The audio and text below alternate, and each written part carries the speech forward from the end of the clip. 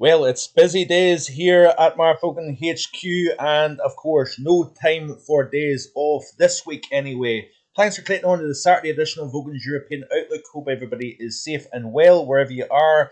And we do have not one but two surges of pretty impressive warmth for October.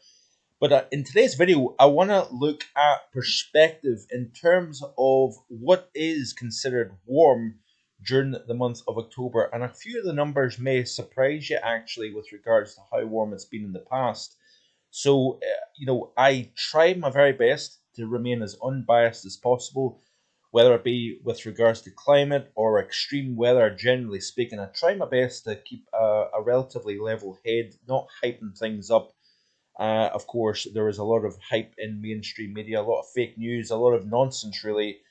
And I try my very best to keep a level head on things and show you, as it is now. Some of the models are indicating, like you can see right in front of you, some really impressive warmth for 850 temperatures over the UK. This is actually next Saturday, so a week from now. Long way out, but look at that there, 15 plus Celsius at 5,000 feet, reaching all the way to the Central Highlands of Scotland.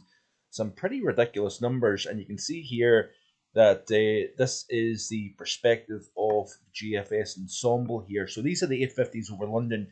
First spike comes at the very end of the weekend and into early next week. We've got slightly below average at the moment at 850 over London, but you can see here this sharp rise in temperature with low pressure. So, of course, higher pressure kind of building further west over the continent, and that is going to essentially start to kind of deflect areas of low pressure further west here. So that opens the door, like I explained in yesterday's video, that trough deepening, digging further south over the Atlantic with high pressure over Europe.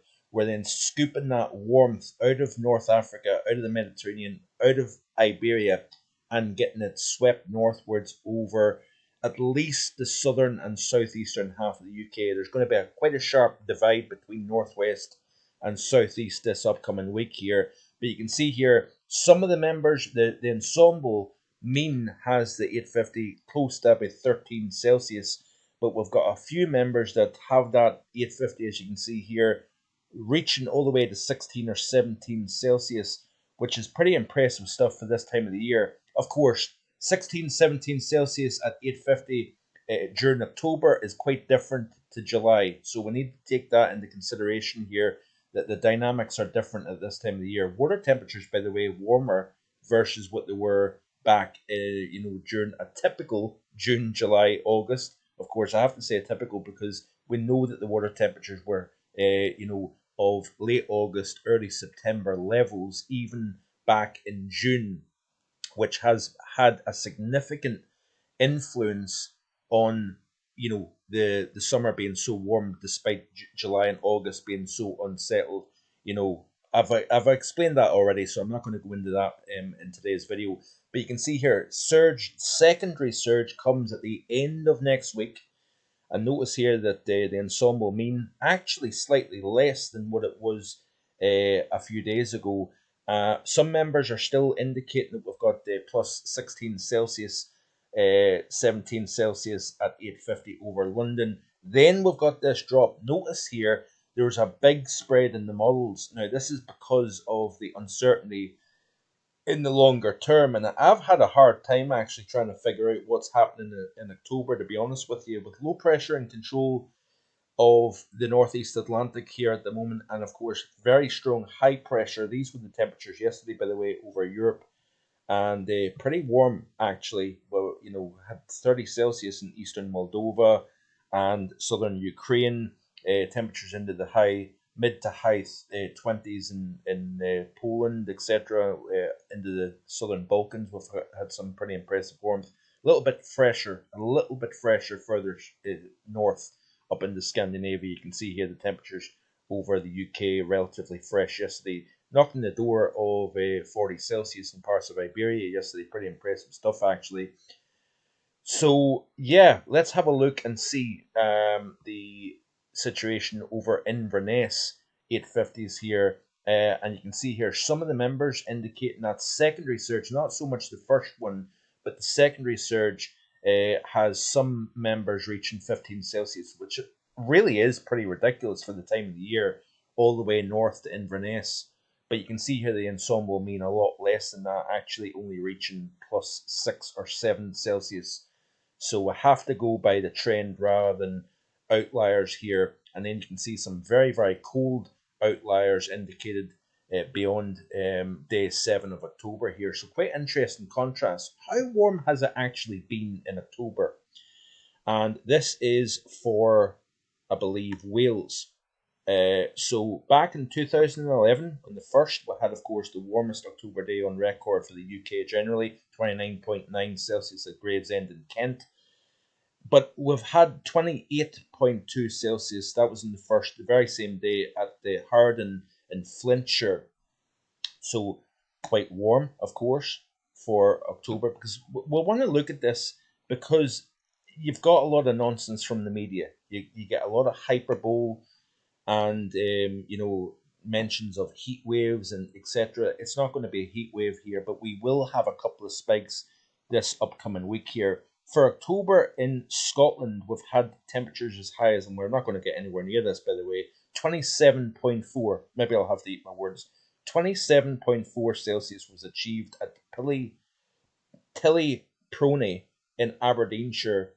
Wait for this. The 3rd of October, 1908. So that is a long-standing record here. It also tells me it's been pretty darn warm in October, even 100 years ago. So let's not get ourselves carried away. Yes, we've got a lot of heat records that are falling these days, and we know why that's the case. But we've had some pretty darn warm conditions here. This here is another one. Strabane, County Tyrone, 10th of October 1969. We had 24.1 Celsius achieved in Northern Ireland here. Some perspective here by our good friend Shran Bruin, based in Dublin.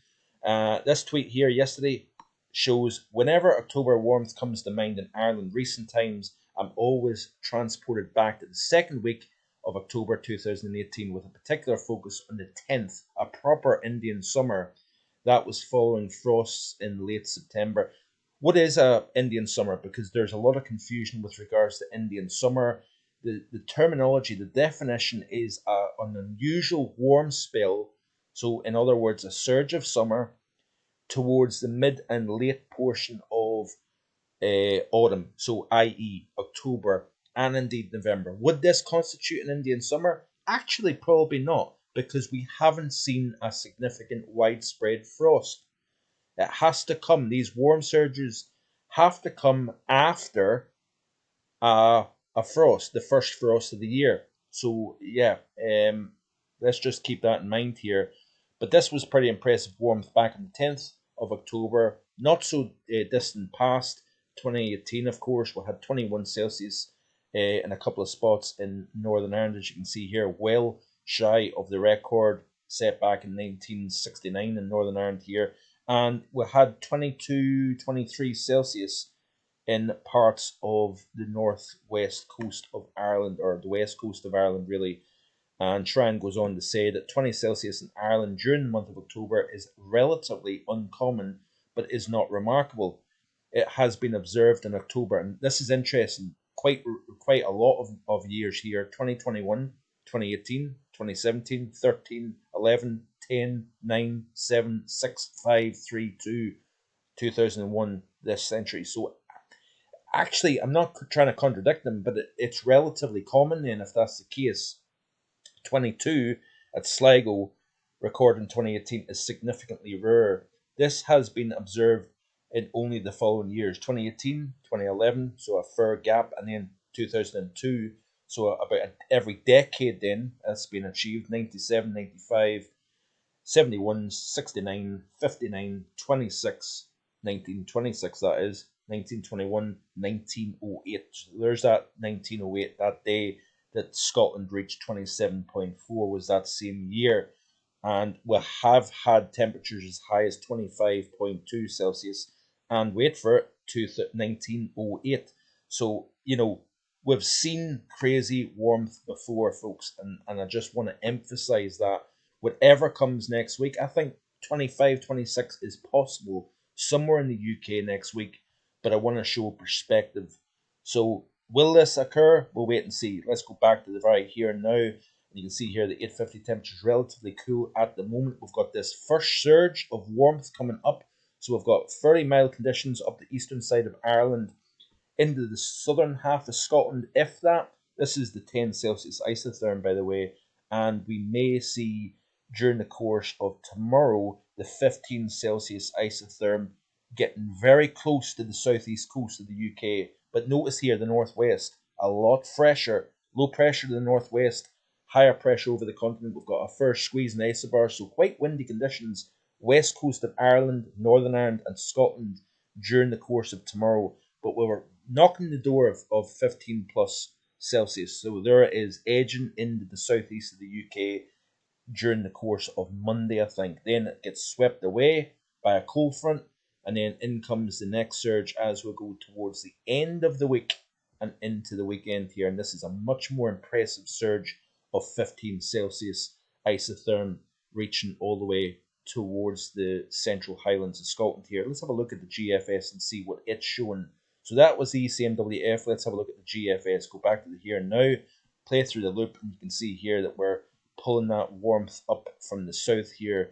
And like the ECMWF, it has the 15 Celsius isotherm reaching the southeast. Then we're back in a relatively fresh situation here. Higher pressure to the south, lower pressure to the north. We're in fresher conditions. That secondary surge is not as impressive. Notice that off the GFS. So let's wait and see if this will actually happen or not. Look at this here, by the way. Some fairly chilly air getting wrapped in around the low to the north into the UK and Ireland here. Is it indicating any kind of snow potential? Let's have a look and see what it's showing with regards to that. We'll go back to the middle portion of the week.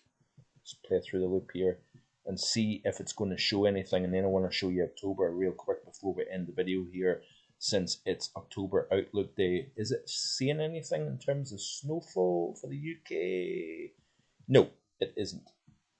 But I think 20, 21 Celsius across Scotland, possibly Northern Ireland, 22, 23 across Ireland, and then, of course, well, that's probably not going to happen, actually, because we don't have the full-fledged warmth over Ireland as seen by the 850s here. Southeast of England, 25, 26, I think is possible. But as I've just showed you, it is not uncommon to see 25, 26 even in October here. But of course, this is coming in the back of some incredible warmth during the month of September. This is the temperature anomalies of the CFSV2 for week 1 of October here. So you can see here the core of warmth extending from Iberia all the way to Russia here. We've got warmer than average right across the board, generally speaking, week 2. And you can see here the heat is still on, warmth, should I say, but it's not quite as impressive as week 1 here. This was the temperatures yesterday, by the way. Some very warm conditions across Europe, knocking the door 40 in Iberia. We've got 30 plus Celsius in southern portions of Ukraine, eastern Moldova. Temperatures in the low to mid 20s into southern portions of the Baltic region, mid to upper 20s across parts of Germany and Poland. So very, very warm conditions, unusually warm nights as well, by the way. So interesting stuff. Let me have a think.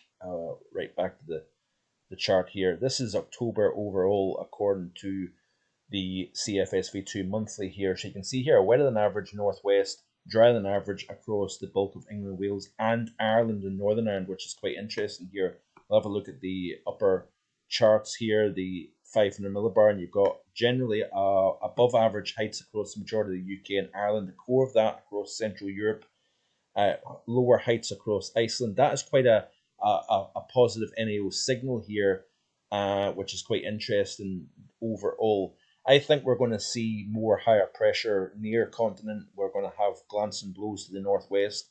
So more unsettled across the northwest, drier across the southeast here. We'll wait and see what happens. Interesting times to come. Stay tuned for the October Outlook. That will be released today. And also, global weather report tomorrow and also the winter ideas coming up next week. So stay tuned, like, share, and subscribe. See you again.